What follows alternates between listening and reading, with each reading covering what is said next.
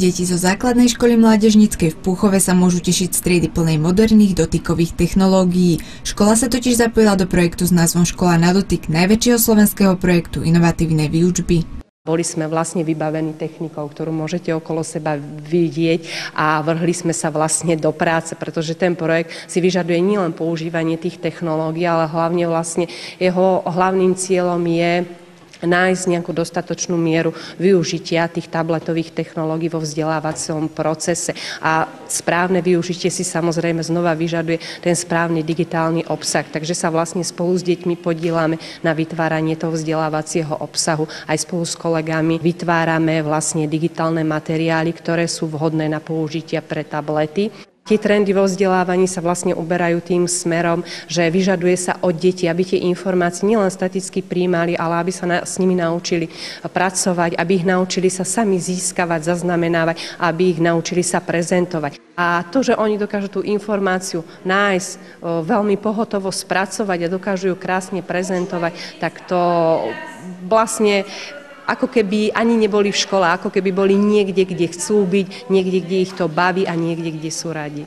V tejto triede učia vyučujúci, ktorí sú pomerne zruční v informačných technológiách, takže okrem prírodovedných predmetov, ako je fyzika, chémia, matematika, aj humanitné predmety máme celkom slušne pokryté anglický jazyk, slovenský jazyk, dejepis, a keďže ten vzdelávací systém alebo školský vzdelávací program teraz ponúka možnosti zaradiť do výučby aj také predmety, ktoré sú vlastne alternatívne a umožňuje vlastne aj spojiť niektoré tie klasické tradičné predmety, ako napríklad kedysi bola výtvarná výchova, hudobná výchova, teraz je to vlastne výchova umením. Takže vlastne toto je naozaj úžasný priestor, kde tieto tabletové technológie je možné využiť. A ako si na takéto alternatívne vzdelávanie zvykajú deti?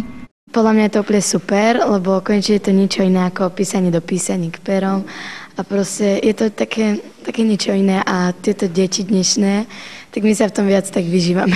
Dnešný svet proste to je sama technológia, takže to je na to dobré.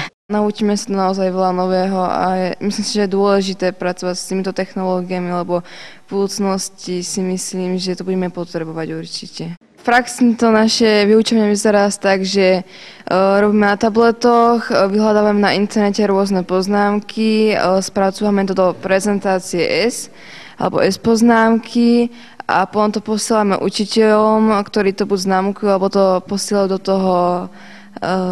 do tej planety vedomostí. To je najideálnejšie, keď umožní tým deťom vlastne výjsť s tými pomôckami a s tým materiálom mimo do exteriéru, či už na rôzne exkurzie, do školy prírody, alebo len tak sa vybrať na nejakú prichádzku, kde vlastne získajú si nejaké materiály, informácie, ktoré potom následne spracujú. Boli sme v Nimici na čističke vôd a mali sme urobiť taký projekt o tom aj, že ako prebieha to čistenie a odkiaľ sa tá voda prečisťuje a ako a pomocou čoho, tak sme tam boli. Výstupy, ktoré vlastne v rámci tohoto projektu posúvame ďalej jednak na posúdenie alebo ako inšpiráciu ostatnej učiteľskej verejnosti, ale samozrejme aj rodičovskej verejnosti, aby si dokázali vytvoriť predstavu o tom, ako sa ich deti v dnešnej dobe vzdelávajú. Adriana Luhová, televízia Považie.